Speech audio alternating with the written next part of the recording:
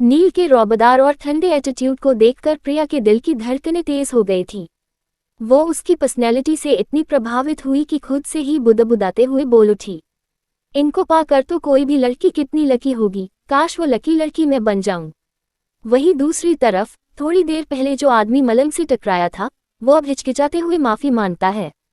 So sorry. तो मलंग मासूमियत से मुस्कुराता हुआ झट से कहता है, नहीं, गलती मेरी थी, आई एम सॉरी। उसके बाद वो आदमी कुछ नहीं कहता, चुपचाप वहां से चला जाता है।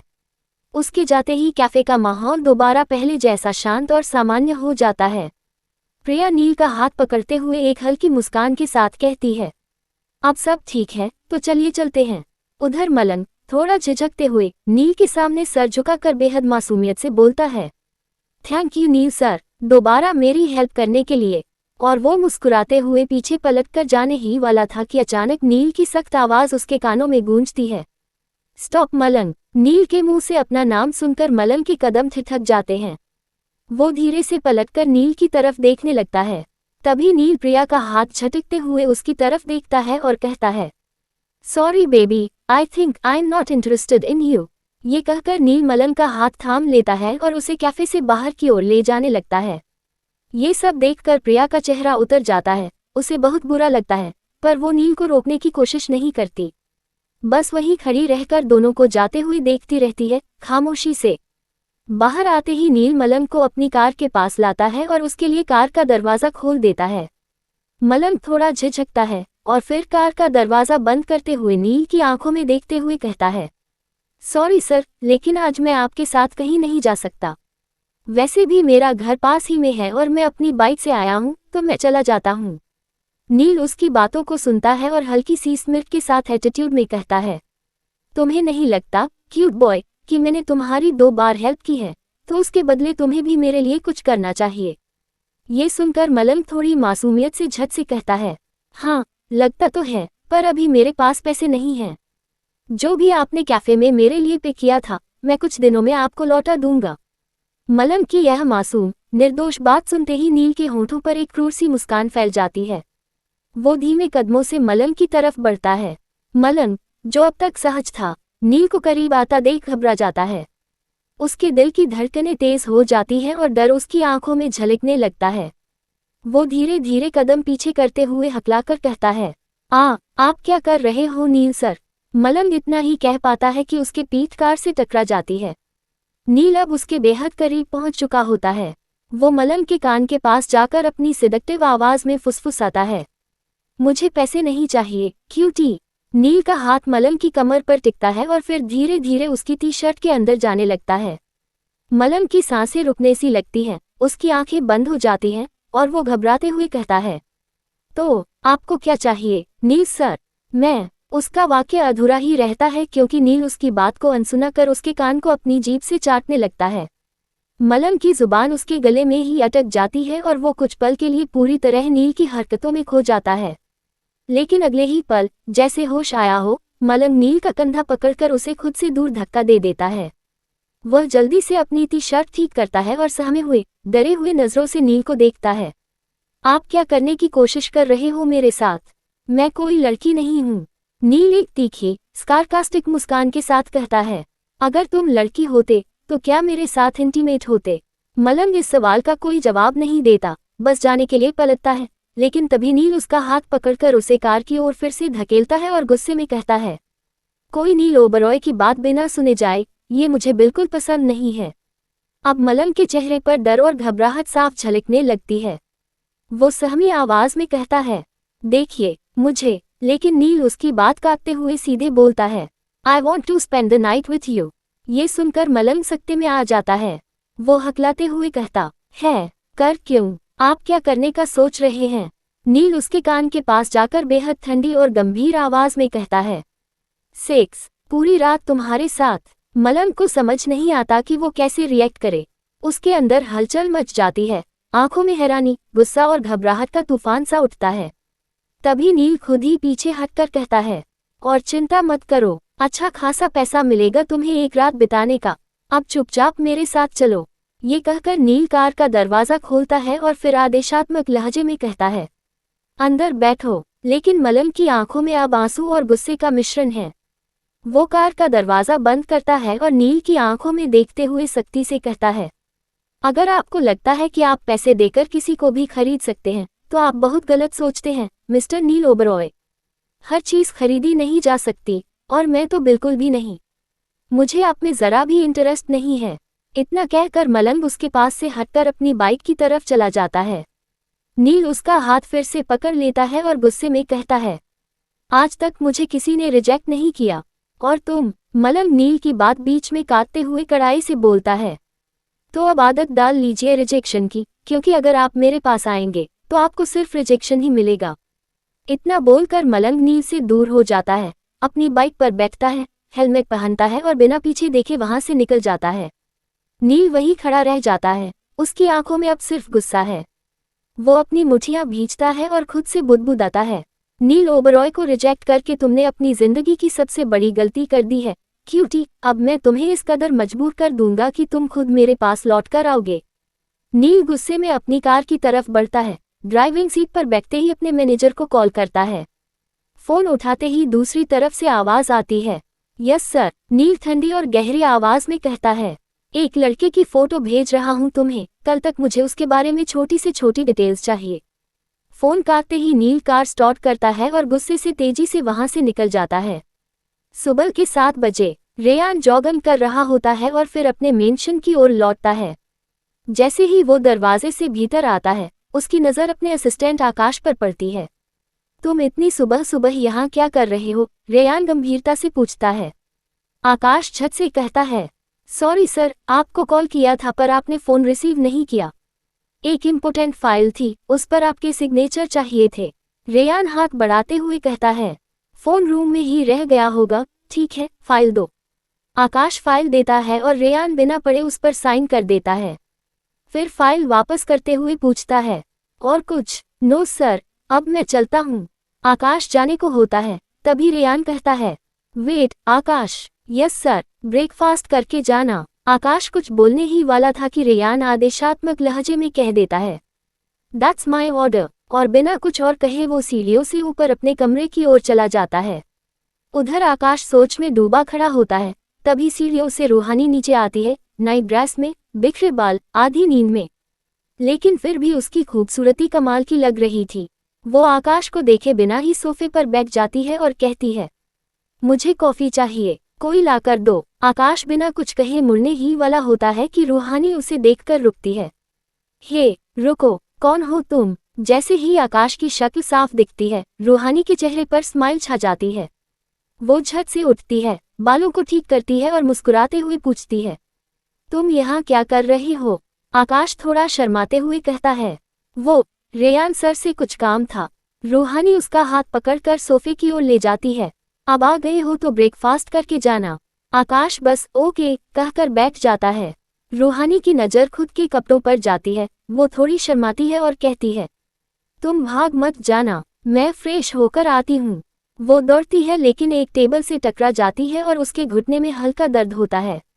आप ठीक हैं न, रूहानी मैम? आकाश चिंतित होकर पूछता है। रूहानी मुस्कुराते हुए कहती है, हाँ ठीक हूँ, तुम बैठो, मैं आती हूँ। और फिर वो दौड़ते हुए अपने कमरे में चली जाती है।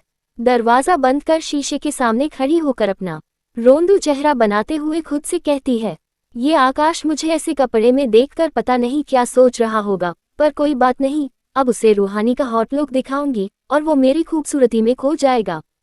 ये कहकर वो मुस्कुराती है और बाथरूम की ओर चली जाती है।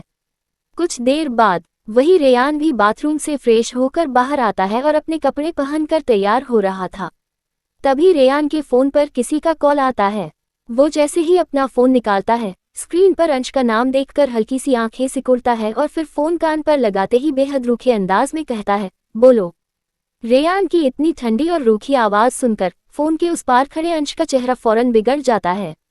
वो थोड़े चिंते हुए लेकिन नखरीले अंदाज में कहता है, आपकी गर्लफ्रेंड हूँ मैं, थोड़ा तो प्यार से बात कर लीजिए।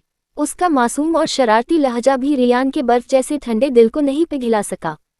रेयान अब और भी कठोर आवाज में कहता है, अगर कुछ काम नहीं है तो फोन रखो, शाम को मिलता हूँ। बस इतना बोलकर वो कॉल कट कर देता है। जैसे उस प्यारे से जज्बात से कोई लेना देना ही ना हो।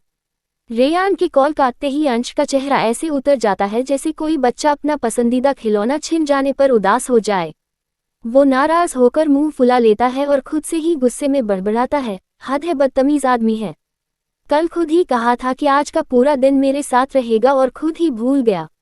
अब जाओ, मैं भी ना फोन करूंगा ना बात करूंगा, पूरा दिन बस इग्नोर करूंगा।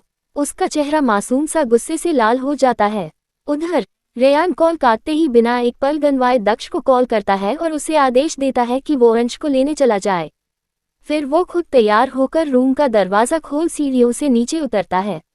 नीचे आते ही उसे आकाश सोफे पर बैठे हुए दिखता है। रेयान उसकी तरफ जाता है और सख्त लेकिन हल्के लहजे में कहता है, तुम ब्रेकफास्ट क्यों नहीं किया अभी तक? आकाश अपने बॉस को सामने देख झट से खड़ा हो जाता है और आदर से कहता है, वो सर, आपके आने का इंतजार कर रहा था। ये सुनकर रेयान का चेहरा थोड़ी नरमी पकड़ता है और कहता है, ठीक है, आओ बैठो। दोनों साथ में डाइनिंग हॉल की तरफ बढ़ते हैं और आराम से कुर्सियों पर बैठ जाते हैं। उनके बैठते ही सवेंस नाश्ता लगाना शुरू करती हैं। तभी सुंदर से तैयार होकर रूहानी भी नीचे उतरती है और आकाश के ठीक सामने वाली चेयर पर बैठ जाती है। सुबह सुबह रूहानी को इतना सजी धजी देख रेयान की नजरें उसकी ओर उठती हैं। वो कुछ पल उसे गौर से देखता है और फिर पूछता है, कहीं जाना है क्या तुम्हें? रेयान का ये सवाल सुनते ही रूहानी के चेहरे पर झुंझलाहट झलकती है। वो गुस्से में तीखे अंदाज में कहती है, आपको क्यों बताऊं? अगर जाना भी हो तो। उसका ये जवाब इतना तना हुआ और तीखा होता है कि आकाश भी उसकी तरफ देखने लगता है, मानो कुछ कह रहा हो आंखों से। आकाश को खुद की तरफ यूं देखता पाकर रूहानी थोड़ी घबरा जाती है, लेकिन फिर मुस्कुरा देती है। अपने मन में खुद से कहती है, क्या कर रही है रूही? अगर आकाश तेरा ये रूप देखेगा तो बात करना तो दूर, तेरी शक्ल भी नहीं देखेगा। इतना सोचते ही रूहानी अपने गुस्से को दबाते हुए रेयान की तरफ मुस्कुराते हुए कहती है, हाँ भाई, वो काम से बाहर जाना है मुझे। भाई। रूहानी के मुंह से ये शब्द सुनकर रेयान थोड़ी देर को स्तब्ध रह जाता है, जैसे किसी ने उसके दिल की धड़कनें एक पल के लिए थाम दी हों। वहीं पास में खड़ी सर्वेंट, जो पानी का ग्लास भर रही थी, ये सुनकर इतनी हैरान हो जाती है कि उसके हाथ से ग्लास फिसलकर जमीन पर गिर जाता है और चकनाचूर हो जाता है। रूहानी झट से उठती है और सर्वेंट के पास जा प्यार से कहती है, आप ठीक हो नादी? उसकी आवाज में सच्ची चिंता होती है। सर्वेंट झुकते हुए जवाब देती है, यस मैम, वो गलती से गिर गया था। रेयान की आवाज अब फिर से सख्त हो जाती है, लेकिन सहमत, इट्स ओके, आप साफ कर दीजिए। और तुम, रूहानी, बैठो। रूहानी धीरे से हाँ कहती है और फिर वापस अपनी सीट पर बैठ जाती है। लेकिन उसके लहजे और व्यवहार में अचानक जो बदलाव आया था, उसने रेयान को भीतर तक सोचने पर मजबूर कर दिया। वो अपने मन में खुद से सवाल करता है, ये रूही को क्या हो गया है? ऐसे क्यों बिहेव कर रही है? कहीं वजह आकाश तो नहीं? पर ज्यादा ना सोचते हुए वो नाश्ता करने लगता है। कुछ ही देर में सबका नाश्ता पूरा हो जाता है। तभी आकाश छत से कहता है, ब्रेकफास्ट के लिए थैंक यू सर, अब मैं चलता हूँ। ऑफिस में मिलते हैं। आकाश के बिना रूहानी से बात किए वहां से चले जाने पर रूहानी के चेहरे पर मायूसी छा जाती है, जैसे किसी ने उसकी उम्मीदें चुपचाप तोड़ दी हों। तभी रेयान कड़क आवाज में कहता है, वेट आकाश। आकाश रुकते हुए तुरंत जवाब देता है, यस सर। रेयान कहता है, रूही की कार सर्विसिंग के लिए गई हुई है और मेरी कार के अलावा बाकी सब बाहर हैं। तो तुम रूही को वहां छोड़ देना जहां उसे जाना है। भाई के इस बात पर रूहानी अपने सिर पर हाथ मारते हुए मुस्कुराती है, ओह यार रूही, कार तो थी ही नहीं, तू जाती कैसे? अच्छा हुआ भाई ने याद दिला दिया। आकाश भी कहता है, ओके सर, मैं मैम को छोड़ दूंगा। आज पहली बार रूहानी को अपने भाई रेयान पर गुस्सा नहीं बल्कि दिल से प्यार आया था।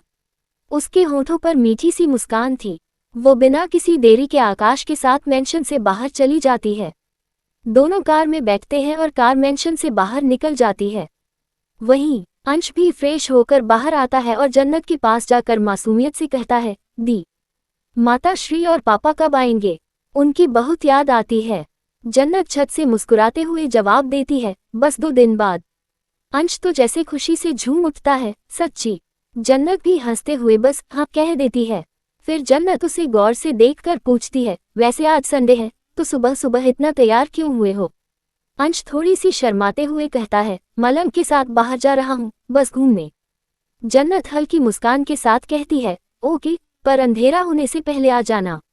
अंश चुलबुले अंदाज में ओके कहकर उछलते हुए चला जाता है। दूसरी तरफ मलंग अपने कमरे के फर्श पर बैठा कल रात की हर बात याद कर रहा था। उसकी आंखों में उलझन थी और चेहरे पर बेबसी। वो हल्की आवाज में खुद से कहता है, मैंने सही किया था ना। नील सर को। वो यही रुक जाता है और सोच में पड़ जाता है। तभी उसके अंकल उसके कमरे का दरवाजा नॉक करते हैं। मलंग घबराते हुए दरवाजा खोलता है और सामने उन्हें देखकर सहमा हुआ बोलता है, जी अंकल। अंकल गुस्से में पूछते हैं, बार मैनेजर का फोन आया था। उन्होंने बताया कि तुम कल शाम काम पर नहीं पहुंचे थे। बताओ कहाँ थे तुम कल। मलंग की सांसें अटक जाती हैं। वो धीमे और कांपती आवाज में कहता है, सॉरी अंकल, कल किसी काम से कैफे गया था, वही लेट हो गया था। अंकल की आंखें संदेह से भरी होती हैं। वो उसकी आंखों में देखते हुए पूछते हैं, कौन से काम से। मलंग अब और भी घबरा जाता है। वो नजरें नीचे झुका लेता है और हिचकिचाते हुए कहता है, वो एक दोस्त से मिलने गया था। अंकल उसका चेहरा ऊपर करते हैं और ठंडी आवाज में पूछते हैं, झूठ तो नहीं बोल रहे हो ना। मलंग झट से कहता है, नहीं अंकल, मैं आपसे झूठ क्यों कहूंगा। आप फिक्र मत कीजिए, कल के बदले आज एक्स्ट्रा काम कर लूंगा। अंकल ज्यादा कुछ न कहकर बस ठीक है कहते हुए बाहर चले जाते हैं। मलंग दरवाजा बंद कर उसके पीछे टिक जाता है और गहरी सांस भरते हुए खुद से बुदबुदाता है, कहीं अंकल को शक तो नहीं हुआ। पर मैं अभी किसी को कुछ कह नहीं सकता जब तक मैं नील सर। वो वहीं रुक जाता है और फिर बार के लिए तैयार होने लगता है। उधर दक्ष अंश को कॉल करता है और कहता है कि वो मेन रोड पर आ जाए, क्योंकि अंश ने ही कहा था कि अगर वो घर तक आया तो उसकी दी को शक हो जाएगा। अंश भागता हुआ जन्नत को बाय कहता है और घर से बाहर चला जाता है। दक्ष की कार को देखते ही वो झट से उसमें बैठ जाता है और दक्ष कार स्टार्ट कर वहां से निकल जाता है। कुछ ही वक्त में वे दोनों रेयान के मेंशन पहुंच जाते हैं। जैसा कि रेयान ने कहा था, एक एक कर सारे ड्रेस डिजाइनर अंश को ट्राई करवाती हैं। हर ड्रेस में अंश एक प्यारी सी सजी धजी परी की तरह लग रहा था। दूर बैठा दक्ष अंश की मासूमियत और खूबसूरती में पूरी तरह डूब चुका था। वो उसकी तारीफों में खोया हुआ था। वहीं दूर एक कोने में खड़ा निशांत क्रूर मुस्कान के साथ खुद से कहता है, लगता है दक्ष का इंटरेस्ट अब अंश में जाग उठा है, इसलिए तो दिन भर उसी के साथ रहता है। पर कोई बात नहीं, निशांत ऐसा कभी नहीं होने देगा। शाम का समय हो चुका था, सूरज ढल चुका था, आसमान हल्के सुनहरे और नारंगी रंगों से रंगा हुआ था। हवाओं में एक सुकून देने वाली ठंडक थी, जैसे दिन भर की थकावट को अपने साथ बहा ले जाने आए हो। वहीं रेयान अपने भारी कदमों से अपने मेंशन की तरफ बढ़ रहा था, एक गहरी सोच में डूबा हुआ। चेहरा हमेशा की तरह शांत, लेकिन आंखों में हल्का सा थकान का साया। तभी अचानक उसकी नजर मेंशन के लॉन की तरफ गई, जहां से एक प्यारा सा दृश्य उसकी आंखों में समा गया। सामने अंश खड़ा था, एक खूबसूरत सा वन पीस ड्रेस पहने हुए, जो उस पर जैसे खुद ऊपर वाले ने डिजाइन किया हो। ड्रेस उसकी कोमल सी त्वचा पर खिल रहा था और वो बिल्कुल किसी परियों की कहानी से निकली प्रिंसेस लग रहा था। उसके पैर में हाई हील्स थी और वो उन्हें पहनकर चलने की कोशिश कर रहा था। पर बेचारा अंश, उसका हालात खराब था। हिल्स पहन तो लिया था, लेकिन उससे चला नहीं जा रहा था। उसके पैर लड़खड़ा रहे थे, जैसे किसी नाजुक फूल को हवा में मजबूरन हिलाया जा रहा हो। हर कदम पर उसकी मासूमियत और असहजता साफ झलक रही थी। उसे यूं लड़खड़ाते हुए देख रेयान के होठों पर खुद ब खुद हल्की सी मुस्कान आ गई, एक स्नेह भरी, दिल छू लेने वाली मुस्कान, जो बहुत कम लोग देख पाते थे। और तभी जैसे ही अंश की नज़र दूर खड़े रेयान पर पड़ी, जो उसे देखकर मुस्कुरा रहा था, अंश का दिल एक पल को धड़कना ही भूल गया। वो मुस्कुराहट, वो आंखें जैसे उसे ही चिढ़ा रही हो। बेचारा अंश शर्म और घबराहट से अपना बैलेंस ही खो बैठा और धड़ाम से जमीन पर गिर पड़ा। उसे गिरते देख रेयान, दक्ष और निशांत तीनों तुरंत भागते हुए उसकी तरफ दौड़ पड़े। तीनों एक साथ उसके पास आकर जमीन पर बैठ गए। तुम ठीक हो अंश? तीनों की आवाज एक साथ गूंजी। उन्हें ऐसे अपने सामने एक साथ बैठे देख अंश एक पल को हैरान रह गया। फिर मन ही मन मुस्कुराते हुए सोचने लगा, मेरे बिना एक्टर बने ही मुझे ये सेलिब्रिटी वाली फीलिंग क्यों आ रही है, जैसे मैं कोई बड़ा सेलिब्रिटी हूँ जिसके 3-3 हॉट बॉडीगार्ड हैं। वो अभी खामोश था, मन ही मन खुद की ही बातों पर मुस्कुरा रहा था। तभी रेयान की कठोर आवाज उसके कानों में पड़ी, कुछ बोलो अंश। उसकी आवाज इतनी गंभीर थी कि दक्ष और निशांत भी तुरंत खड़े हो गए। वहीं अंश मुंह बनाते हुए बोल पड़ा, दिखता नहीं आपको मैं गिर गया हूँ, तो मैं ठीक कैसे हो सकता हूँ? रेयान खड़ा हुआ और अपना हाथ आगे बढ़ाते हुए शांत स्वर में बोला, फाइन, मेरे हाथ को पकड़ो और खड़े होने की कोशिश करो। रेयान का ये कहना अंश को बेहद अच्छा लग रहा था। उसके दिल में एक अजीब सी गर्माहट सी दौड़ गई। वो अपना हाथ बढ़ाने ही वाला था कि अचानक सुबह वाला सीन याद आ गया, जब रेयान ने उसे इग्नोर किया था। उफ अंश, तू कितना मासूम है। तू कैसे भूल सकता है तुझे आज इस डेविल को इग्नोर करना था। इसने सुबह मुझे इग्नोर किया था ना, अब मेरी बारी है। अभी वो यही सोच ही रहा था कि तभी दोबारा रेयान थोड़ी रूड आवाज में बोला, जल्दी उठो, इतना टाइम नहीं है मेरे पास। रेयान का ये बर्ताव सुनकर अंश को गुस्सा आ गया। चिढ़ते हुए बोला, तो अपना कीमती टाइम मुझ पर वेस्ट करने की कोई जरूरत नहीं है मिस्टर रेयान सिंघानिया। मैं खुद को संभाल सकता हूँ। इतना कह अंश खुद ही किसी तरह लड़खड़ाते हुए खड़ा हो गया और रेयान को नजरअंदाज करते हुए दक्ष की तरफ मुड़ा। मेरे पैर में बहुत दर्द हो रहा है, मुझे चेंज करना है। ले चलो ना मुझे। रेयान को ऐसे इग्नोर कर सीधे दक्ष के पास जाना जैसे उसके गुस्से को हवा देने जैसा था। उसकी आंखों में अब चिंगारी सी दिखने लगी थी। वो अंश के पास आया और कुछ कहने ही वाला था, तुम मुझे, लेकिन अंश ने बीच में ही बात काट दी। मेरे साथ बात करने के अलावा भी आपको बहुत काम होगा, तो आप वो कीजिए, मैं अपना देख लूंगा। इतना कहकर अंश खुद को संभालते हुए बिना दक्ष को लिए ही अंदर चेंजिंग रूम की तरफ चला गया। उसे यूं जाते देख रेयान की आंखें गुस्से से लाल हो गईं। पर इससे पहले कि कुछ और बिगड़ता, दक्ष बोल पड़ा, बॉस, मैं अंश से बात करता हूँ। और वो तेजी से अंदर चला गया। रेयान वहीं खड़ा सोच में पड़ गया। इस लड़के को हुआ क्या है, ऐसे क्यों बिहेव कर रहा है। पीछे से निशांत की आवाज आई, शायद आपसे नाराज है, पर क्यों? रेयान ने हैरानी से पूछा और सोच में डूब गया। उधर अंश चेंजिंग रूम में जाकर दरवाजा बंद कर बेड पर बैठ गया और ड्रेस उतारते हुए बड़बड़ाने लगा, उस खड़ूस के पास बहुत काम है, तो करे ना, वैसे भी मैं उनसे नाराज हूँ। उसी समय दक्ष दरवाजे पर पहुंचकर आवाज देने लगा, अंश, तुम्हें क्या हो गया है अचानक? तुम इतना नाराज क्यों हो हम सब से? प्लीज दरवाजा खोलो, नहीं तो मैं खुद खोलकर अंदर आ जाऊंगा। वही अंश अपना जीन्स पहनने की कोशिश कर रहा था और उसे दर्द भी हो रहा था। दर्द से कहराते हुए बोला, दक्ष, मैं तुम सब से नाराज नहीं हूँ, बस उस खड़ूस से हूँ, और थोड़ा वेट करो, आ रहा हूँ। बाहर खड़े दक्ष ने धीमी आवाज में खुद से कहा, खड़ूस? कौन खड़ूस? कहीं ये बॉस की बात तो नहीं कर रहा? तभी पीछे से एक जानी पहचानी कौन सी आवाज आई, हाँ, मेरी ही बात कर रहा है। रेयान का आवाज सुनते ही दक्ष ने सिर झुका लिया और साइड में खड़ा हो गया। रेयान ने उसे देखते हुए कहा, तुम जाओ, मैं अंश को देख लूंगा। दक्ष ने ओके कहा और वहां से चला गया। रेयान ने चुपचाप रूम का दरवाजा खोला। अंदर अंश अब भी अपने कपड़े बदल रहा था। दरवाजा खुलने की आवाज सुन उसे लगा शायद दक्ष होगा, तो बिना पलटे बोलने लगा, दक्ष, तुम्हारे प्यारे बॉस ने कल मुझसे प्रॉमिस किया था कि वो आज मुझे घुमाने लेकर जाएगा, और सुबह मैंने उसे कॉल भी किया था, पर वो मुझे डांट कर कॉल काट दिया, और अब मैं उनसे बात नहीं करूंगा। रेयान चुपचाप बेड पर बैठ गया और उसकी हर बात बड़े ध्यान से सुनता रहा। खड़ूस, आइडियल डेविल कहीं का, मैं दोबारा उससे बात नहीं करूंगा। अंश ने जैसे ही कहा और टी शर्ट पहन कर पलटा, तो सामने आराम से बैठे रेयान को देख उसके होश ही उड़ गए। उसका गला सूख गया था, माथे से पसीना टपक रहा था। आप यहाँ कब आए? वो मासूमियत से मुस्कुराते हुए बोला।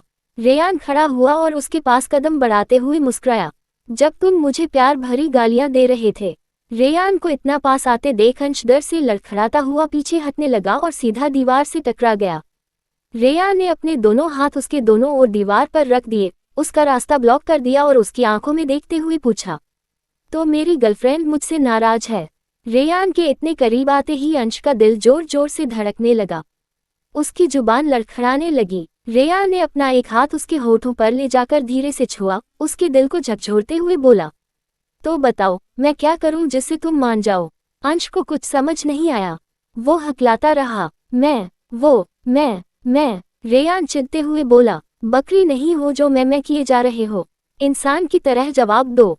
ये सुन अंश फिर से भड़क गया।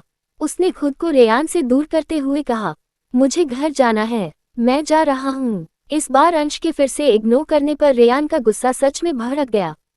उसने अंश का हाथ जोर से पकड़ लिया और कठोर स्वर में कहा, आज तक किसी ने मुझे इग्नोर नहीं किया, ना ऐसे बात की।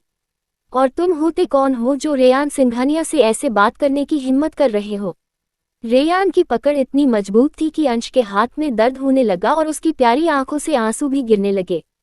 लेकिन रेयान इस बार अपने गुस्से में कुछ भी नहीं देख पा रहा था। उसने अंश का हाथ पकड़े पकड़े ही उसे रूम से बाहर खींचा और पूरे मेंशन से बाहर ले गया। ड्राइवर से गुस्से में बोला, कार की चाबी दो। ड्राइवर घबरा कर तुरंत चाबी पकड़ा देता है। रेयान कार का दरवाजा खोलकर अंश की तरफ देखता है और कठोर स्वर में कहता है, अंदर बैठो। अंश की आंखों में अब डर के साथ साथ उसके लिए कुछ दर्द भी था। वो बिना कुछ कहे चुपचाप कार में बैठ गया। रेयान ने दरवाजा बंद किया और खुद ड्राइविंग सीट पर आकर कार स्टार्ट कर दी और तेज रफ्तार से मेंशन से बाहर निकल जाता है। शाम के 6 बज गए थे। आसमान पर सुरमई बादलों की चादर फैली हुई थी और हवा में हल्की सी ठंडक भर आई थी। वहीं रेयान और अंश दोनों कार के अंदर बैठे थे, पर माहौल में एक अजीब सी चुप्पी पसरी हुई थी। अंश अपने मासूम चेहरे पर गुस्से की हल्की सी परछाई लिए रेयान को पूरी तरह इग्नोर करते हुए खिड़की के बाहर का नजारा देख रहा था। उसे बाहर की भागती गाड़ियों, बुझते सूरज और दूर फैली रोशनी में एक अजीब सा सुकून मिल रहा था, पर उस सुकून के पीछे छिपा हुआ बेचैन दिल अब भी बस एक जवाब चाहता था। आखिर ये आदमी उसे लेकर जा कहाँ रहा है? वहीं रेयान कार चलाते हुए बार बार चुपचाप अंश की तरफ देख रहा था। उसकी निगाहें अंश के हर छोटे से हाव भाव को पढ़ने की कोशिश कर रही थी। उसकी चुप्पी उसे बेचैन कर रही थी। तभी अचानक अंश गुस्से में भरकर बोली, उठता है, आप इस मासूम बच्चे को कहाँ लेकर जा रहे हो?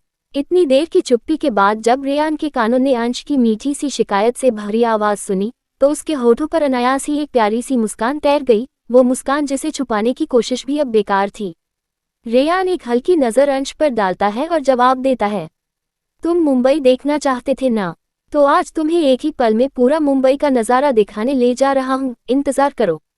रेयान की बात सुन अंश की आंखें हैरानी से चौड़ी हो जाती है। वो थोड़ी मासूमियत, थोड़ा ताज्जुब और थोड़ा डर लेकर कहता है, वो कैसे? आप कहाँ ले जा रहे हो? पर रेयान अपनी जानी पहचानी ठंडी आवाज में फिर कहता है, कहा ना, इंतजार करो। अंश को समझा गया कि इस अकड़ू आदमी से पूछना बिल्कुल बेकार है। बेचारा होठों पर हल्का सा पाउट बनाकर फिर से खिड़की की ओर देखने लगता है। उसके अंदर भी एक हलचल है, उत्सुकता और थोड़ी सी नाराजगी की टकराहट। वहीं दूसरी तरफ मलंग बार जाने के लिए निकल चुका था। सड़क पर तेजी से दौड़ती उसकी बाइक हवा को चीरती हुई जैसे उसकी बेचैनी को बयां कर रही थी। कुछ ही देर में वह बार पहुंच जाता है। वहां पहुंचते ही उसने अपनी बाइक को रोका, हेलमेट उतारा और धीमे कदमों से अंदर चला गया। उसके चेहरे पर एक अजीब सा थकान और निराशा था, शायद उसे अपने आने वाले लम्हों का आभास था। जैसे ही वह अंदर गया, बार का मैनेजर उसके सामने आ गया। मलंग ने जरा भी देर न करते हुए झट से मुस्कुराकर कहा, गुड इवनिंग सर। आज मलंग को समय पर आया देख मैनेजर के चेहरे पर एक क्रूर मुस्कान फैल जाती है। उनकी आंखों में दया की जगह कुछ और ही था। आज टाइम पर आए हो, लगता है मेरा मैसेज नहीं मिला तुम्हें। उनकी बात सुन मलंग जरा घबरा जाता है और माथे पर सिलवटे लिए पूछता है, कौन सा मैसेज सर? मैनेजर ठंडी आवाज में कहता है, तुम्हारा टर्मिनेशन लेटर जो मैंने तुम्हें भेजा था। ये सुनते ही मलंग के चेहरे का रंग उड़ जाता है। उसकी आंखों में सवालों का समंदर उमड़ने लगता है। टर्मिनेशन लेटर पर क्यों सर? वो मासूमियत से हाथ जोड़कर गिड़गिड़ाने लगता है, प्लीज सर, अगर मुझसे कोई गलती हुई है तो माफ कर दीजिए, पर मुझे जॉब से मत निकालिए, मुझे जॉब की बहुत जरूरत है। मैनेजर का चेहरा सख्त बना रहता है। वो रूखेपन से कहता है, ये मेरे बस में नहीं है, क्योंकि तुम्हें निकालने का ऑर्डर मुझे मिला है। मैं अब तुम्हें नौकरी पर नहीं रख सकता। मलंग का चेहरा बुझने लगता है। उसकी आंखों में अब सिर्फ बेबसी थी। ऑर्डर मिला है, लेकिन किसने दिया है? वो लगभग फुसफुसाकर पूछता है। मैनेजर नजरें चुराते हुए कहता है, उनका नाम नहीं ले सकता, पर तुम खुद समझ जाओ। इतना कहकर वो जाने लगता है। तभी मलंग उसका हाथ पकड़कर कहता है, प्लीज सर, आप बात करके देखिए ना, मैं ओवरटाइम करूंगा और एक्स्ट्रा पैसे भी नहीं लूंगा, बस जॉब ना छीनिए मुझसे। मैनेजर झटके से उसका हाथ छुड़ाता है, अब कोई फायदा नहीं है, और हाँ, इस महीने के पैसे तुम्हें मिल जाएंगे। वो चला जाता है। मलंग वहीं ठहरा रह जाता है, आंखों में आंसू, दिल में तड़प। तभी एक लड़की आती है, वही लड़की जो उस रात नील के साथ थी। वो मलंग के पास आकर मुस्कुराकर उसके कंधे पर हाथ रखती है। ओह, बुरा हुआ तुम्हारे साथ, सुना है तुम्हें जॉब से निकाल दिया गया, अच्छा नहीं लगा सुनकर। मलंग कुछ नहीं कहता, बस उसका हाथ अपने कंधे से हटाकर जाने लगता है। लड़की पीछे से चिल्लाती है, जानना नहीं चाहोगे किसके कहने पर तुम्हें जॉब से निकाला गया? मलंग के कदम रुक जाते हैं। वो पलटकर कहता है, किसने किया है? लड़की जोर से हंसते हुए कहती है, मिस्टर नील ओबरॉय ने। नील का नाम सुनकर मलंग की आंखों में आग सी जल उठती है। उसका दिल धड़कने लगता है गुस्से से, और वह बिना कुछ कहे बार से बाहर निकल जाता है। बाइक तक पहुंचते ही वह तेजी से हेलमेट पहनता है और गाड़ी स्टार्ट कर निकल जाता है। उधर दूसरी तरफ रेयान अपनी कार एक ऊंचाई पर रोक देता है। कार का दरवाजा खोलते हुए अंश की तरफ देखता है।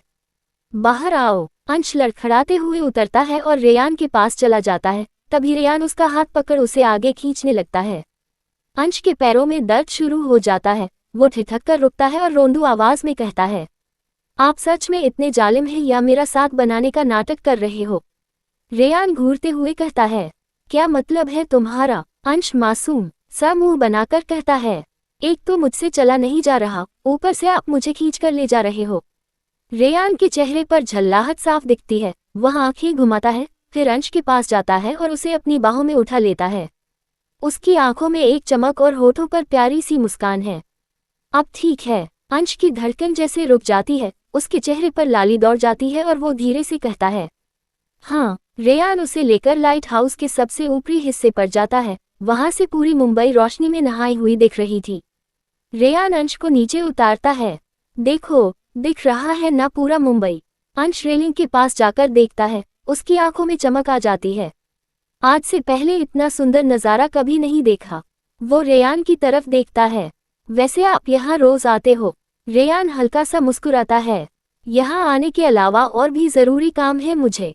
अंश चिढ़कर कहता है, आपको प्यार से बात करना नहीं आता?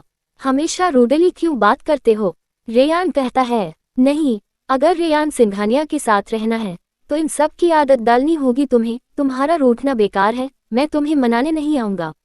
ये सुन अंश दिल पर हाथ रख नौटंकी करता है। उफ, दैट्स रियली हर्ट। ये सुनने से पहले मैं मर क्यों नहीं गया? रेयान उसका ड्रामा देख मुस्कुराता है और फिर दोनों बाहें पकड़कर उसे रेलिंग की तरफ थोड़ा पुश करते हुए कहता है, तो अब मर जाओ, इतनी ऊंचाई से गिरोगे तो बॉडी तक नहीं मिलेगी। अंश को झटका लगता है, पर फिर वो शरारती मुस्कान के साथ कहता है, अगर मैं मर गया तो आपको बिल्कुल भी बुरा नहीं लगेगा। रेयान कहता है, तुम्हें लगता है कि तुम्हारे होने या ना होने से मुझे कोई फर्क पड़ता है? अंश हंसते हुए कहता है, तो फिर मरने दीजिए मुझे। कम से कम एक हैंडसम आदमी के हाथों मरूंगा, शायद अगले जन्म में मैं भी हैंडसम पैदा हो जाऊं। वही रेयान उसे खींचकर अपनी बाहों में लेता है। इतना वाहियात लॉजिक आज तक नहीं सुना। फिर उसे छोड़ते हुए कहता है, अब चलो, लेट हो रहा है। अंश दिल में मुस्कुराता है, मेरे होने से फर्क तो पड़ता है आपको। फिर वो भी चुपचाप रेयान के पीछे चल देता है। दोनों फिर से कार में बैठते हैं और वहां से निकल जाते हैं। वहीं दूसरी तरफ मलंग अपने घर पहुंच चुका था। बैग के नीचे अपने घुटनों में चेहरा छिपाए वो उदास बैठा था। उसकी आंखों में सवाल थे, आंसू थे, दर्द था। मैं इस नील ओबरॉय को कैसे हैंडल करूं? उसकी वजह से आज नौकरी गई, कल पता नहीं क्या छीन जाए मुझसे। फिर सोचते हुए कहता है, नौकरी गई तो गई, पर मैं अंकल को क्या जवाब दूंगा? शायद उन्हें अब तक सब पता भी चल गया होगा। वो उठकर कहता है, चाहे कुछ भी हो जाए, मैं उस प्लेबॉय के सामने हार नहीं मानूंगा। और फिर बाहर हॉल में आकर अंकल का इंतजार करने लगता है। रात के 11 बज चुके थे। तभी दरवाजा खुलता है। मलंग के अंकल अंदर आते हैं, नशे में धुत लड़खड़ाते हुए। मलंग तुरंत उठकर उनके पास जाता है। आप ठीक हो ना? अंकल का चेहरा गुस्से से तमतमाया हुआ था। वो झटके से हाथ छुड़ाते हैं और मलंग को जोर से धक्का दे देते हैं। तुम्हारे जैसे भतीजे हो तो कोई कैसे ठीक रह सकता है? मलंग के आंखों से आंसू बहने लगते हैं। अपने माँ बाप को तो जीते जी खा गए, अब मुझे भी बर्बाद करने में तुले हो। फिर बैग निकालते हैं और मारना शुरू कर देते हैं। मलंग के आंसू गिर रहे थे, लेकिन वो चुप था, दर्द को अंदर ही अंदर झेल रहा था। उसे आदत थी, क्योंकि ये पहली बार नहीं था। जब भी अंकल शराब पीते थे, उनका गुस्सा मलंग की मासूम पीठ पर उतरता था। काफी देर बाद अंकल बैग जमीन पर फेंककर अपने कमरे में चले जाते हैं। मलंग वही जमीन पर पड़ा, रोते रोते सो जाता है। शरीर में दर्द था, दिल में भी। और शायद यही उसकी रातों की सबसे सच्ची कहानी थी, एक टूटा हुआ दिल और उस पर चुप्पियों की मार। रात धीरे धीरे बीत जाती है और सूरज की हल्की किरणें अब खिड़की की दरारों से कमरे में झांकने लगती हैं। सुबह के 8 बज रहे थे। रेयान एक सर्द सी ताजगी भरी सुबह में अपने रेशमी टॉवल में ही फ्रेश होकर बालकनी की ओर बढ़ता है। बालकनी में खड़े होकर जब वो कॉफी का पहला घूंट लेता है तो हवा उसके भीगे बालों से खेलती है। उसका कसा हुआ बदन, कॉफी के भाप और हवाओं की ठंडक के बीच अजीब सी शांति और सुकून बुनता है। उसकी आंखें शहर के हलचल को देखती है लेकिन मन कहीं और भटकता है। तभी अचानक मोबाइल की घंटी बजती है। स्क्रीन पर नाम चमकता है, Nishant. Rayan coffee cup table पर रखता है और फोन कान से लगाकर उसी गंभीर आवाज में कहता है, हाँ बोलो निशांत। वही निशांत विनम्र आवाज में कहता है, बॉस, एशियन इन्वेस्टर्स के साथ आज रात को मीटिंग है, तो क्या आप? पर उसके बात पूरी होने से पहले ही रेयान एक ठंडे लहजे में बोल पड़ता है, मैं बिजी हूँ, तुम और दक्ष मीटिंग अटेंड कर लेना। रेयान की कड़क और साफ बात सुनकर निशांत कुछ पल को चुप रहता है, फिर कहता है, ओके बॉस, और कॉल कट हो जाता है। कॉल रखते ही रेयान अपनी कॉन्टेक्ट लिस्ट से एक नाम ढूंढता है, अंश। उसके होठों पर हल्की मुस्कान तैरती है और वो कॉल कर देता है। दूसरी तरफ अंश की आंखें अभी अभी नींद से खुली थीं। वो बिस्तर से उठ ही रहा था, बाथरूम जाने वाला था कि तभी उसके मोबाइल की स्क्रीन पर एक नाम चमकता है, डेविल। उस नाम को देखकर उसके चेहरे पर एक अनमोल सी मुस्कान उभर आती है। आंखों में चमक, होठों पर चंचलता लिए वो तुरंत कॉल उठाता है। Yes boyfriend. रेयान की आवाज में वही कड़कपन बरकरार रहता है। ठीक 2 बजे मैं तुम्हें लेने आऊंगा, बिना देरी किए बाहर आ जाना। रेयान की ऑर्डर जैसी बात सुन अंश चिड़चिड़ा सा मुंह बनाते हुए बोलता है, अगर नहीं आया तो क्या क्लास तक मुझे लेने आओगे? उसकी बात में शरारत थी, मासूम चिढ़ भी। रेयान कुछ पल को चुप रहता है, फिर उसी सख्त लहजे में कहता है, तुम रात को कोई नशा करके सोते हो क्या जो ऐसे अजीब बातें करते हो? और फिर उसी एटीट्यूड में जोड़ता है, मेरा टाइम वेस्ट नहीं होना चाहिए, आ जाना टाइम पर। इतना बोलते ही वो बिना अंश की बात सुने कॉल काट देता है। कॉल करते ही अंश चिढ़ते हुए बड़बड़ाता है, ये इंसान खड़ूस था और हमेशा रहेगा, डेविल कहीं का। फिर मुंह बनाते हुए बाथरूम की ओर भाग जाता है।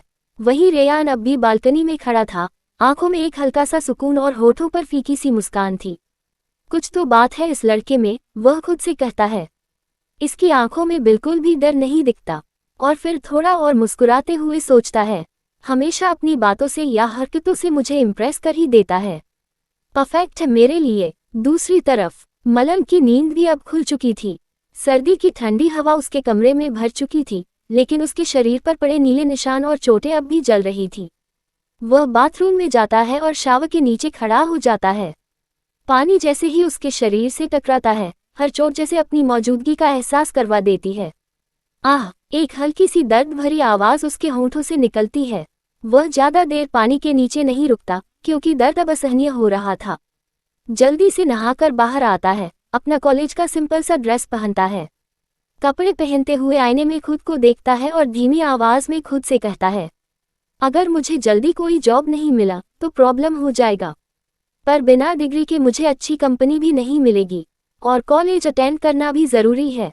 अब मैं क्या करूं? उसके चेहरे पर चिंता की लकीरें साफ थीं, लेकिन खुद से सवाल कर वह गहरी सांस भरता है और बैग उठाकर कमरे से बाहर निकल जाता है।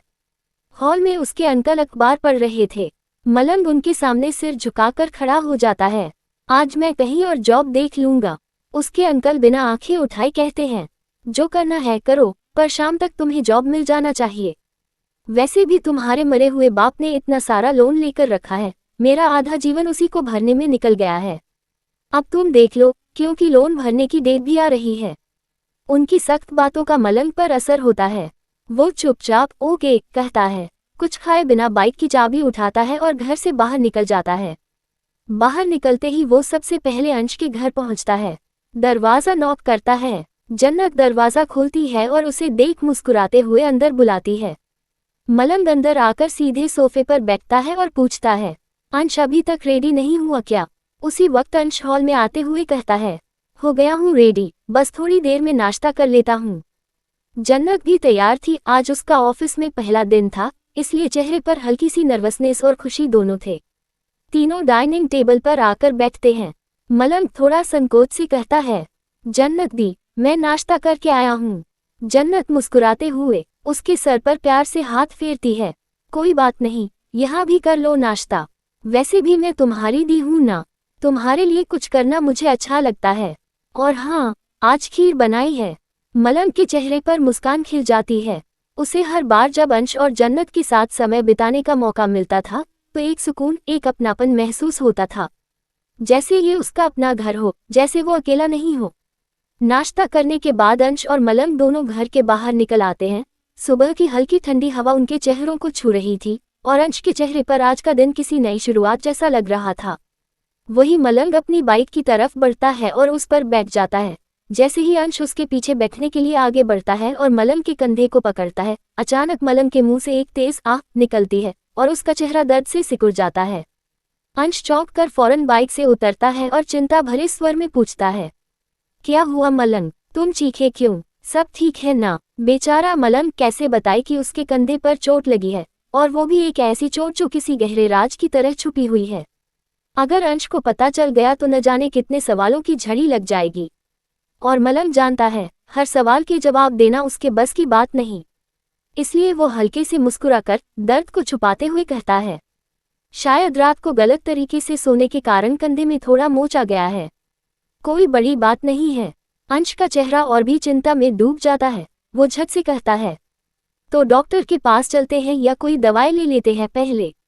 मलंग को ये देख मन ही मन बहुत सुकून होता है कि अंश इतना केयरिंग है, लेकिन वो खुद को संभालते हुए अंश का हाथ थपथपाता है और कहता है, अरे कुछ नहीं हुआ, अगर दर्द ज्यादा बढ़ेगा तो ले लूंगा दवा, तुम परेशान मत हो और जल्दी बैठो वरना लेट हो जाएंगे कॉलेज के लिए। अंश भी उसकी बात मान मुस्कुराकर ओके कहता है और इस बार बिना मलंग के कंधे को छुए खुद से बाइक पर पीछे बैठ जाता है। उसके बैठते ही मलंग एक गहरी सांस लेकर बाइक स्टार्ट करता है और दोनों कॉलेज के लिए निकल जाते हैं। दूसरी तरफ नील ओबरॉय, जो अपने ऑफिस में एक आलीशान केबिन में बैठा हुआ था, अपने लैपटॉप पर कुछ गहरी नजरों से काम कर रहा था। तभी उसका फोन वाइब्रेट करने लगता है। स्क्रीन पर एक अननोन नंबर देखकर भी वो फोन उठाता है और ठंडी आवाज में कहता है, हाँ बोलो। दूसरी तरफ से एक आदमी की आवाज आती है, आपका काम हो गया है नील सर। ये सुनते ही नील के होठों पर एक क्रूर मुस्कान तैर जाती है, मानो किसी शिकार को फंसाने की शुरुआत हो चुकी हो। वो बस ओके कहकर कॉल काट देता है और अपनी गद्देदार कुर्सी पर सिर पीछे टिकाकर बैठ जाता है। नील खुद से कहता है, नील ओबरॉय को रिजेक्ट करने की गलती की कीमत अब तुम्हें बहुत जल्द पता चलेगी क्यूट बॉय। बहुत जल्द तुम मेरे बाहों में होगे, मेरे करीब। उसके लहजे में जुनून और पागलपन सा था और उसकी मुस्कान में साजिशें छुपी थी। तभी उसके दरवाजे पर हल्की सी नॉक होती है। कम इन, नील कहता है। अंदर उसका असिस्टेंट आता है और एक मोटी फाइल उसके सामने रखता है। सर, कृतिका के बारे में सारी जानकारी निकल चुकी है। नील बिना कुछ कहे फाइल को अपने हाथ में लेता है और कहता है, फाइन, मेरी मीटिंग कृतिका के साथ फिक्स करो।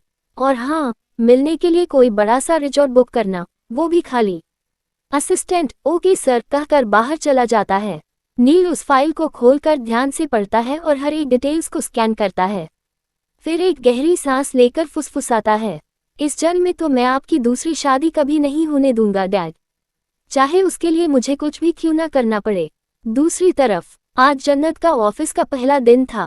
दिल में नई उम्मीदें, चेहरे पर हल्की घबराहट और आंखों में कुछ कर दिखाने की चमक। वो घर से निकल रोड के सामने ऑटो के इंतजार में खड़ी थी। कुछ देर बाद उसे ऑटो मिल जाता है। वह मुस्कुराकर ड्राइवर को ऑफिस का पता बताती है और ऑटो में बैठ जाती है। पर रास्ते में अचानक ऑटो रुक जाता है। जन्नत हैरान होकर पूछती है, क्या हुआ भैया, ऑटो क्यों रुक गया? ड्राइवर कहता है, पता नहीं मैडम, देखता हूँ।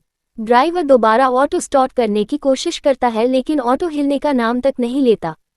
अब जन्नत को घबराहट होती है कि कहीं ऑफिस के पहले दिन ही लेट न हो जाए। वो ऑटो से उतरती है और ड्राइवर से कहती है, अगर लेट हो रहा है तो कोई बात नहीं भैया, मैं कोई दूसरा ऑटो ले लूंगी। ड्राइवर माफी मांगता है, माफ कीजिए मैडम, पता नहीं ऑटो को क्या हो गया है। जन्नत मुस्कुराकर कहती है, कोई बात नहीं, और पर्स से पैसे निकालकर ड्राइवर को देती है। अब जन्नत रोड के किनारे खड़ी है, तभी एक बड़ी सी काली कार रफ्तार से आती है। कार की स्पीड और लहराती चाल देखकर जन्नत झुंझला कर कहती है, कैसी बेकार ड्राइविंग है, इतने पतले रोड पर कोई इतनी फास्ट गाड़ी कैसे चला सकता है।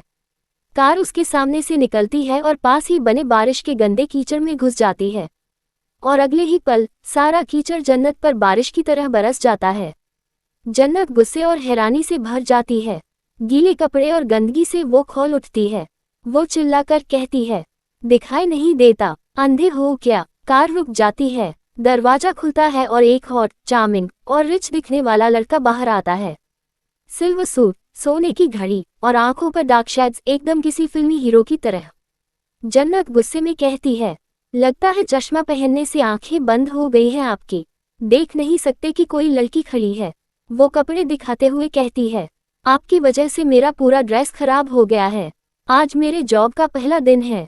वो आदमी चेकबुक निकालता है, 50,000 का चेक काटता है और कहता है, इतना काफी है तुम्हारे इस गंदे कपड़े के लिए या और चाहिए? बहुत पैसे हैं मेरे पास। फिर वो चेक जन्नत के चेहरे पर फेंक देता है। जन्नत का खून खौल उठता है। वो चेक को उठाती है, टुकड़ों में फाड़ती है और उसके मुंह पर फेंक देती है। वो आदमी चौंक कर चश्मा हटाता है, शायद किसी ने पहली बार उसकी दौलत को ठुकराया था। अब वो गुस्से में चिल्लाता है, What the hell are you doing, idiot? जन्नत उसकी तरफ उंगली करके कहती है, आवाज नीचे मिस्टर डॉट डॉट डॉट। अगर जन्नत ने आवाज उठाई तो चेहरा दिखाने के काबिल नहीं रहोगे। वो आदमी हंसता है और कहता है, तुम सोचती हो कोई मेरा कुछ बिगाड़ सकता है? मैं तुम्हें खड़े खड़े खरीद सकता हूँ।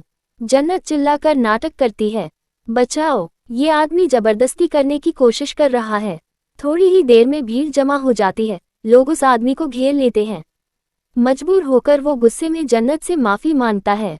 जन्नत मुस्कुराते हुए कहती है, ओके, और आखिरी में कहती है, जन्नत को खरीदने के लिए तुम्हारी पूरी प्रॉपर्टी भी कम पड़ जाएगी। वो आदमी गुस्से में वहां से निकल जाता है और जन्नत भी अपने ऑफिस के लिए ऑटो पकड़ लेती है। दूसरी तरफ अंश, मलंग और तन्वी भी कॉलेज पहुंच चुके थे। सुबह की हल्की धूप कैंपस के मैदान में बिखरी हुई थी और तीनों एक साथ ही क्लास में बैठे लेक्चर अटेंड कर रहे थे। क्लास के माहौल में पढ़ाई की गंभीरता तो थी, पर उन तीनों की दोस्ती की गर्माहट उस माहौल को थोड़ी नरमी दे रही थी। वहीं दूसरी ओर मलंग क्लास में चुपचाप अपनी जगह पर बैठा हुआ था। उसकी आंखें नीचे झुकी हुई थीं और वो पूरी तरह अपने फोन में डूबा हुआ था। उसकी अंगुलियां स्क्रीन पर तेजी से चल रही थी, कभी कोई साइट खोलता तो कभी कोई जॉब ऐप। वो एक अच्छा जॉब ढूंढ रहा था, डेस्परेटली, लेकिन बार बार एक ही अड़चन सामने आ रही थी। हर जगह ग्रेजुएशन कंप्लीट होना जरूरी था और वो तो अभी सिर्फ सेकेंड ईयर में था। हर बार जब कोई जॉब की डिटेल पढ़ता तो उसका चेहरा थोड़ा और उतर जाता। अंदर एक बेचैनी थी जो धीरे धीरे उसकी आंखों में भी झलकने लगी थी। उसके दिल में अनगिनत सवाल घूमने लगे थे और वह अपने मन में ही सोचने लगा, क्या करूं मैं? शाम तक मुझे अच्छा जॉब चाहिए, पर कैसे मिलेगा? उसकी उंगलियां रुक चुकी थीं। अब वो सिर्फ स्क्रीन को देखे जा रहा था, जैसे किसी जवाब की तलाश हो, किसी चमत्कार की उम्मीद हो। उसके भीतर एक लड़ाई चल रही थी, जिम्मेदारियों की, समय की और अपनी सीमाओं की। तभी अचानक क्लास का दरवाजा खुला। एक अधेड़ उम्र का आदमी अंदर आया और प्रोफेसर की तरफ देखकर कहता है, सॉरी सर डिस्टर्ब करने के लिए, पर प्रिंसिपल ने फौरन मलंग नाम के लड़के को अपने केबिन बुलाया है। पूरा क्लास उस आवाज पर चौंककर शांत हो गया। मलंग का नाम सुनते ही उसके चेहरे का रंग उड़ गया, जैसे अचानक उसका दिल जोर जोर से धड़कने लगा हो। उसने धीरे से सिर उठाया और उसकी नजर सीधे उस आदमी पर पड़ी। प्रोफेसर की गहरी आवाज गूंजी, जाओ मलंग, प्रिंसिपल ने तुम्हें बुलाया है। मलंग के चेहरे पर अब एक अजीब सी घबराहट तैर रही थी। उसकी आंखों में एक डर सा था, जैसे कोई अनदेखा तूफान उसके करीब आ चुका हो। उसकी उंगलियां थरथरा रही थीं और कदम खुद ब खुद जमीन से चिपक से गए थे। अंश मलंग के चेहरे को देख तुरंत समझ गया कि कुछ तो गड़बड़ है। वो तुरंत मलंग का हाथ पकड़कर चिंतित लहजे में बोला, मैं साथ चलूं क्या? मलंग ने अंश की ओर देखा। उसके दोस्त की आंखों में साफ चिंता झलक रही थी, लेकिन वो नहीं चाहता था कि अंश उस डर, उस अनिश्चितता का गवाह बने जो उसके अंदर अब हर पल तेज होती जा रही थी। वो नहीं चाहता था कि उसकी कमजोरियां उसके सबसे प्यारे दोस्त के सामने खुलकर बिखर जाएं। इसलिए मलंग ने होठों पर एक हिम्मत भरी मुस्कान खींची, एक बनावटी मुस्कान जो सिर्फ अंश को तसल्ली देने के लिए थी। नहीं अंश, मैं चला जाऊंगा, तुम रुको, फिर आकर बताता हूँ, ठीक है? अंश उसकी आंखों में देख रहा था, कुछ कहना भी चाहता था, पर मलंग की मुस्कान के पीछे छुपी मजबूरी को वो पढ़ नहीं पाया। बस ओके कहकर चुप हो गया। उसका मन बेचैन था, लेकिन उसने मलंग की बात मान ली। वहीं मलंग क्लास से बाहर चला गया। हर कदम के साथ उसकी धड़कनें तेज होती जा रही थीं, जैसे हर मोड़ पर उसे डर था कि कुछ बुरा उसका इंतजार कर रहा है। उसका दिल रह रहकर कांप रहा था, कहीं ये जॉब की कोशिश की वजह से तो कुछ नहीं हुआ, कहीं कुछ गलत तो नहीं कर बैठा। प्रिंसिपल ने क्यों बुलाया? क्या अब कोई नई मुसीबत इंतजार कर रही है? कॉरिडोर में चलते हुए उसके कदम भारी लग रहे थे और मन में हजारों आशंकाएं, जवाब ढूंढती आंखें और एक अनकहा दर्द जो उसके सीने में चुभता जा रहा था। और फिर प्रिंसिपल के केबिन के सामने खड़े हो मलंग धीरे से कहता, can I come in sir? तो प्रोफेसर भी मुस्कुराते हुए कहते, यस कम इन मलंग। मलंग धीरे धीरे दरवाजा खोलकर अंदर आता है और प्रोफेसर के सामने खड़ा हो जाता है। तभी प्रिंसिपल उसे हाथ से इशारा कर बैठने को कहते हैं तो मलंग थोड़ा झिझकते हुए उनके सामने वाली चेयर पर बैठ जाता है। मलंग के चेहरे पर साफ साफ तनाव और उलझन झलक रही थी। वो बार बार अपनी उंगलियां मरोड़ रहा था, आंखें नीचे गड़ी थी और सांसें भी कुछ अनियमित हो चुकी थी। उसे समझ ही नहीं आ रहा था कि बात कैसे शुरू करे, किस शब्द से शुरुआत करे। तभी प्रिंसिपल की नज़र मलंग के चेहरे पर जाती है और वो उसके चेहरे पर छुपे डर और बेचैनी को पढ़ लेते हैं। वो एक कोमल मुस्कान के साथ कहते हैं, टेंशन मत लो मलंग, तुम्हें यहाँ डांटने के लिए नहीं बुलाया हूँ। ये सुन मलंग थोड़ी देर के लिए रिलैक्स हो जाता है। उसकी पीठ जो अब तक तनी हुई थी थोड़ी सी ढीली हो जाती है। वहीं प्रिंसिपल एक फाइल मलंग के सामने बढ़ाते हुए कहते हैं, मलंग तुम पढ़ाई में काफ़ी अच्छे हो और मैं उम्मीद करूंगा कि आगे जाकर तुम हमारे यूनिवर्सिटी का नाम रोशन करोगे। पर इतना कहते कहते प्रिंसिपल अचानक रुक जाते हैं। मलंग की सांसें फिर से अटक जाती हैं, दिल जैसे तेज धड़कने लगता है। वो थोड़ी चिंता में पूछता है, पर क्या सर? प्रिंसिपल गहरी सांस लेते हुए कहते हैं, देखो मलंग, यूनिवर्सिटी मैनेजमेंट की तरफ से नोटिस आया है कि 2 दिन के अंदर सारे स्टूडेंट्स की फीस क्लियर हो जानी चाहिए और तुम्हारा पूरा साल का फीस अभी तक पेंडिंग है। तुम अच्छी स्टूडेंट हो इसलिए तुम्हें पर्सनली बुलाया है। प्रिंसिपल की बात सुनकर मलंग जैसे सन रह जाता है। उसकी आंखें चौड़ी हो जाती हैं, होंठ सूखने लगते हैं और वो हैरानी से कहता है, पर सर मैं तो स्कॉलरशिप स्टूडेंट हूँ और मुझे साफ बताया गया था कि साल भर के बाद ही मुझे फीस देनी होगी, तो अभी ऐसे अचानक क्यों? उसका सवाल बिल्कुल जायज़ था, मगर प्रिंसिपल भी कुछ परेशान से कहते हैं, यही तो प्रॉब्लम है मलंग, ये ऊपर से ऑर्डर आया है जिसमें हम कुछ भी नहीं कर सकते। मलंग को कुछ समझ नहीं आ रहा था, जैसे उसके सारे विचार एक पल में धुंधला हो गए हों। उसकी आंखों में मायूसी भर गई थी, वो जैसे अंदर से टूटता जा रहा था। उसका चेहरा उदासी से भर चुका था, जिसे देखकर प्रिंसिपल का भी दिल भारी हो गया था। लेकिन वो भी मजबूर थे, क्योंकि ये ऑर्डर देने वाला कोई और नहीं बल्कि नील ओबरॉय था। थोड़ी देर की खामोशी के बाद प्रिंसिपल मलंग की आंखों में देखते हुए कहते हैं, लिसन केयरफुली मलंग, तुम्हारे पास सिर्फ 2 दिन का टाइम है। 2 दिन के बाद तुम आराम से क्लासेस अटेंड कर सकते हो, बिना टेंशन के। ये सुनते ही मलंग के चेहरे पर हैरानी और घबराहट दोनों उभर आती हैं और वो झट से पूछ बैठता है, मतलब तब तक मैं क्लास भी नहीं जा सकता हूँ? प्रिंसिपल समझाते हुए कहते हैं, जा सकते हो, पर 2 दिन के बाद अगर फीस क्लियर नहीं हुआ तो इसके आगे मैं कुछ नहीं कर सकता। अब तुम अपने क्लास जा सकते हो। अब मलंग के पास कुछ कहने और सुनने को बचा ही नहीं था। वो बस नजरें झुकाए, चेहरा लटकाए प्रिंसिपल के केबिन से बाहर निकल जाता है। मलंग के पास अब क्लास जाकर अंश और तन्वी को अपना चेहरा दिखाने की भी हिम्मत नहीं थी। वो जानता था अगर क्लास में गया तो दोनों सवालों की बरसात कर देंगे, और यही सोचते हुए वो चुपचाप उदासी के साथ कैफेटेरिया चला जाता है और जाकर एक कोने की टेबल पर सिर रखकर आंखें बंद कर लेता है। वहीं दूसरी तरफ अंश और तन्वी का ध्यान अब तक सिर्फ मलंग पर था। तन्वी बेचैन होकर कहती है, अंश, मलंग अभी तक क्यों नहीं आया? बहुत टाइम हो गया है उसे गए हुए। ये चिंता अंश को भी थी। वो भी कुछ घबराए स्वर में कहता है, पता नहीं तन्वी, पर क्लास ओवर होने के बाद चलते हैं, देखते हैं। तो तन्वी धीरे से ओके कह देती है। दूसरी तरफ जन्नत किसी तरह ऑफिस पहुंच ही गई थी और जाते ही उसे सामने आहान दिखाई देता है। जन्नत की हालत देखकर आहान हंसते हुए उसके पास आता है और कहता है, ओ माय गॉड जन्नत, ऑफिस के पहले ही दिन तुम कितनी कमाल और ब्यूटीफुल लग रही हो, खासकर तुम्हारा ये ड्रेस। ये सुन जन्नत थोड़ा चिढ़ते हुए कहती है, क्या आहान सर, आप मेरा मजाक उड़ा रहे हो? एक तो कितनी मुश्किल से यहाँ तक पहुंची हूँ। आहान हल्की मुस्कान के साथ पूछता है, वैसे हुआ क्या तुम्हारे साथ? तो जन्नत गुस्से में कहती है, एक अमीर रईसजादा ने मेरे पूरे कपड़े खराब कर दिए। सरदू और अकड़ू कहीं का, दोबारा मिल जाए तो मैं उसे छोड़ूंगी नहीं। और फिर जन्नत जो भी हुआ था वो सब आहान को बताने लगती है। ये सारा किस्सा सुनते ही आहान की हंसी छूट जाती है। जन्नत चिढ़ती हुई कहती है, क्या आहान सर, आप हंस रहे हो? यहाँ मुझे टेंशन हो रही है कि इस गंदे कपड़े में कैसे जाऊं अंदर फ्लो पर। आहान जरा गंभीर होते हुए कहता है। जन्नत जी, शायद आप भूल रही हैं कि ये फैशन डिजाइनिंग की कंपनी है, तो यहाँ आपको कपड़े मिल जाएंगे चेंज करने के लिए। ये सुनकर जन्नत की आंखें चमक उठती हैं। वो आश्चर्य और खुशी से कहती है, रियली? पर कोई प्रॉब्लम तो नहीं होगा ना? तो आहान मुस्कुराकर कहता है, नहीं होगा, और फिर एक स्टाफ को बुलाकर कहता है कि जन्नत के लिए कोई अच्छा सा ड्रेस दे दे। स्टाफ ओके कहकर चली जाती है। वही जन्नत मुस्कुराते हुए कहती है, thank you so much Aahan sir, आप नहीं होते तो पता नहीं मेरा क्या होता। तभी आहान थोड़ा नाराज होते हुए कहता है, मिस जन्नत, आपको मैंने कहा था ना, no sir, only Aahan. So next time don't call me sir, just call me Aahan. Got it? तो जन्नत भी मुस्कुराते हुए कहती है, ओके आहान। ये सुनते ही आहान के होठों पर एक प्यारी सी मुस्कान आ जाती है। तब तक स्टाफ भी एक सुंदर सा वन पीस ड्रेस लेकर आ जाती है और जन्नत को थमा देती है। जन्नत फिर से मुस्कुराकर आहान को थैंक यू कहती है और ड्रेस चेंज करने चली जाती है।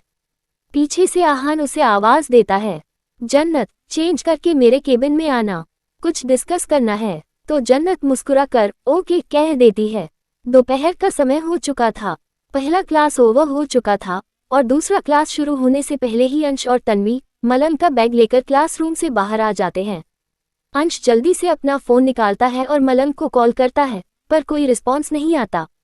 ये देखकर दोनों बहुत परेशान हो जाते हैं। अंश कहता है, चलो प्रिंसिपल के केबिन की तरफ चलते हैं, शायद वो अभी वहीं हो। तन्वी भी सहमति में सिर हिला देती है। जब दोनों वहां पहुंचते हैं तो पता चलता है कि मलंग तो काफी देर पहले ही वहां से जा चुका है। ये सुन तन्वी और भी उदास और बेचैन हो जाती है। वो धीरे से कहती है, अंश, मलंग कहाँ गया होगा? अब तो मुझे डर लग रहा है। डर तो अंश के दिल में भी बैठ चुका था। सुबह से ही उसे मलंग की तबीयत कुछ ठीक नहीं लग रही थी और अब वो अचानक से गायब हो गया था, फोन तक रिसीव नहीं कर रहा था।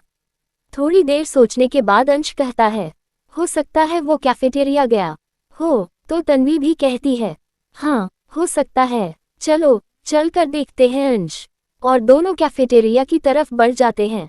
कुछ ही मिनटों में वे कैफेटेरिया पहुंचते हैं। चारों तरफ नजरें घुमाने के बाद एक कोने की टेबल पर उन्हें मलंग दिखाई देता है, जो शायद गहरी नींद में सिर टेबल पर रखे सोया हुआ था। मलंग को सही सलामत देखकर दोनों सुकून की सांस लेते हैं। वहीं तन्वी गुस्से में फुकारती है, आज इस गधे को छोड़ूंगी नहीं, मार मार के इसका मोमोज बना दूंगी। और दोनों उसके पास चले जाते हैं। तन्वी चिल्लाने ही वाली थी कि अंश उसके हाथ को पकड़कर उसे इशारे से चुप रहने को कहता है। तन्वी कुछ नहीं कहती। वहीं अंश मलंग के पास बैठकर बहुत प्यार से उसके बालों में हाथ फेरता है। मलंग गहरी नींद में था, मगर उस स्पर्श ने उसे एक पल को सुकून दे दिया था और वो नींद में ही हल्के से बड़बड़ाता है, आई मिस यू मम्मा। वही अंश और तन्वी मलंग के पास कुछ देर से बैठे थे। उनके चेहरे पर चिंता की हल्की सी परछाई थी, क्योंकि मलंग अभी भी गहरी नींद में था। दोनों उसकी नींद खुलने का इंतजार कर रहे थे। तभी मलंग की पलकों में हलचल होती है। जैसे ही उसकी आंखें खुलती हैं, सामने अंश और तन्वी को देखकर वो झट से अपने सिर को ऊपर करता है और हैरानी में कहता है, तुम दोनों यहाँ ऐसे क्यों बैठे हो? मलंग के इस सवाल पर अंश हल्की चिंता के साथ कहता है, ये तो हमें तुमसे पूछना चाहिए था, तुम यहाँ आकर सो क्यों गए थे? कुछ हुआ है क्या? वही तन्वी भी मलंग की चिंता में उसकी ओर झुकती है, उसके माथे पर प्यार से हाथ रखती है और कहती है, फीवर तो नहीं है तुम्हें? फिर तू यहाँ क्यों सोया था? मलंग के दिल में एक तूफान चल रहा था, पर वो उस तूफान को इन दोनों प्यारे दोस्तों के सामने नहीं लाना चाहता था।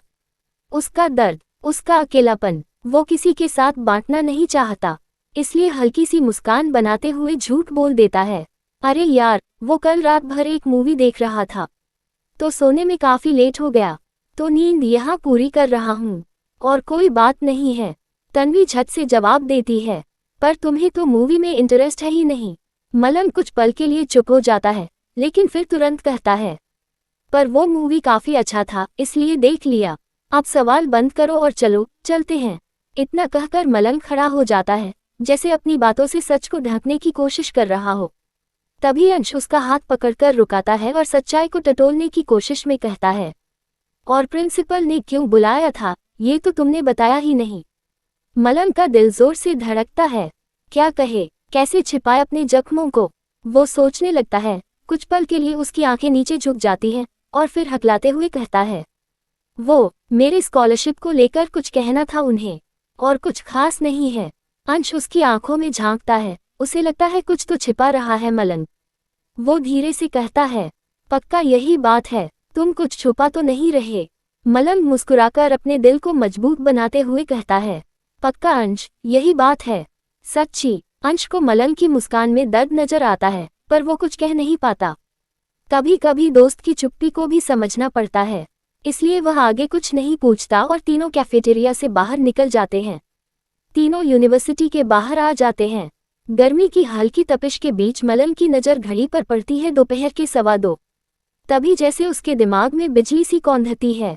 रेयान। उसे याद आता है कि रेयान आज उसे 2 बजे लेने वाला था।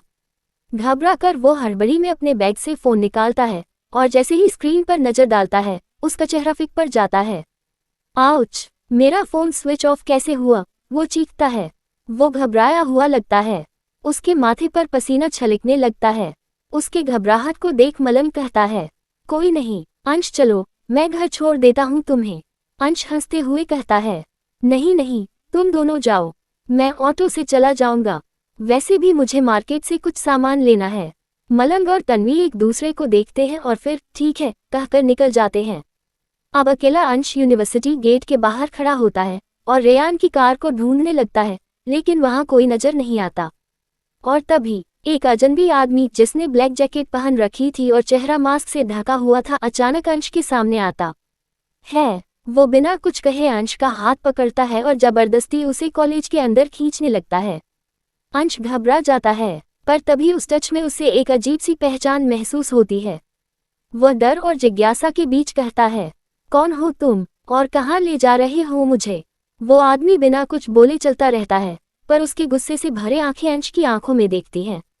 उस पर अंश का दिल कांप उठता है, लेकिन जैसे ही वो आंखें साफ नजर आती हैं, रेयान, आप। रेयान का नाम उसके होंठों से निकलता है तो वो एकदम से रुक जाता है। उसकी आंखों में अब ठंडक नहीं, गुस्से की आग जल रही थी। ओह, तो तुम्हें याद है मेरा नाम?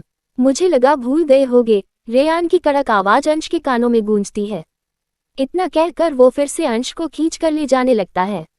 अंश अब समझ चुका था, आज उसका बैंड बजने वाला है। बेचारा मासूम चेहरा बनाकर चुपचाप चल देता है। रेयान उसे एक आलीशान और बड़ा ऑफिस में ले जाता है, दरवाजा लॉक करता है और अंश को दरवाजे पर ही टिका देता है। फिर अपना मास्क निकालकर जमीन पर फेंक देता है। अब वो पूरे गुस्से और पॉजिटिवनेस में है। उसका चेहरा अंश के बेहद करीब आता है और उसके दोनों हाथ अंश की दोनों तरफ दीवार पर टिक जाते हैं। अंश का दिल जैसे गिटार की तरह धड़कने लगता है। वो रेयान की आंखों में देखते हुए कांपती आवाज में कहता है, रेयान सर, आप क्या कर रहे हो? हम कॉलेज में हैं, कोई आ जाएगा। रेयान अंश के गोरे गाल पर अपनी उंगली फिराते हुए सेडिक्टिव लहजे में कहता है, इट्स ओके गर्लफ्रेंड, ये पूरा यूनिवर्सिटी मेरा है, मैं यहाँ कुछ भी कर सकता हूँ। कुछ भी? ये शब्द सुनकर अंश के माथे से पसीना बहने लगता है, जबकि कमरे में एसी चल रहा होता है। फिर रेयान उसकी आंखों में झांक कर धीमी आवाज में कहता है, तो बताओ, क्या पनिशमेंट देना चाहिए तुम्हें? अंश घबराया हुआ मासूमियत से जवाब देता है, सिर्फ 15 मिनट ही तो लेट हुआ हूँ मैं। रेयान की आंखों में शरारत चमकती है। 15 मिनट यानी टोटल 900 सेकंड, और तुमने मुझे इतना इंतजार करवाया था, ऊपर से फोन भी स्विच ऑफ कर रखा था। इसका तो पनिशमेंट बनता है। इतना कहकर वो अंश के होठों के करीब आ जाता है। अंश डर के मारे अपनी आंखें कसकर बंद कर लेता है। जैसे ही रेयान और पास आता है, उसे अंश के चेहरे पर एक डर नजर आता है, वो डर जो उसे बिल्कुल अच्छा नहीं लगता। गुस्से में वो अचानक अंश से दूर हो जाता है। अंश हैरान होकर आंखें खोलता है और दिल में एक अजीब सी कसक महसूस करता है। रेयान का यूं अचानक दूर हो जाना उसे चुभता है। उसकी नज़र रेयान की लाल आंखों पर जाती है, जो गुस्से से भरी होती हैं। वह उसके पास जाकर मासूम सी आवाज में कहता है, आप मुझसे नाराज हो? रेयान उस पल को नहीं छोड़ना चाहता, तो क्रूर मुस्कान के साथ कहता है, कल रात तुम्हें देखकर लगा तुम बिल्कुल फियरलेस हो, लेकिन आई वॉज रॉन्ग। तुम भी बाकी लोगों की तरह ही हो, डरपोक और एक बहुत ही बुरे एक्टर हो, वरना मेरे पास आते ही तुम ऐसे डरते नहीं। रेयान की बात सुनकर अंश को गुस्सा आ जाता है। वो आंखों में आत्मसम्मान लिए कहता है, मैं बुरा एक्टर हूँ, उससे आपका क्या मतलब? रेयान मुस्कुराता है और कहता है, क्योंकि तुम रोमांटिक चीजें नहीं कर सकते, you know what I mean. अंश कॉन्फिडेंस से कहता है, wrong, I can do romantic things. और डरपोक तो मैं पैदा ही नहीं हुआ हूँ। रेयान के होठों पर एक सार्कास्टिक मुस्कान आती है। अब उसे जो चाहिए था वो मिल चुका था। अगर ऐसा है जूलियट, तो करके दिखाओ मुझे सेड्यूस, और गलत साबित करो मुझे। अंश अपने शब्दों में तो कॉन्फिडेंट था, लेकिन असल में उसे पता ही नहीं था कि सेड्यूस कैसे करते हैं। वो धीरे से रेयान के पास आता है और सिल्ली सी मुस्कान के साथ मासूमियत से पूछता है, वैसे ये सेड्यूस वो करते कैसे हैं? रेयान शॉक्ड रह जाता है। उसे यकीन नहीं होता कि अंश इतना मासूम है। वह उसे घूरते हुए कहता है, व्हाट, सेड्यूस कैसे करते हैं तुम्हें नहीं पता? अंश मासूम सा मुंह बनाकर सिर पर हाथ रखता है। पता होता तो आपसे पूछता क्या मैं? रेयान अंश की बात सुनकर चिढ़ जाता है।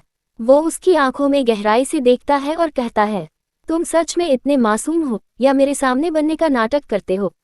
अंश बिना झिझक के झट से जवाब देता है, मैं नाटक नहीं कर रहा हूँ।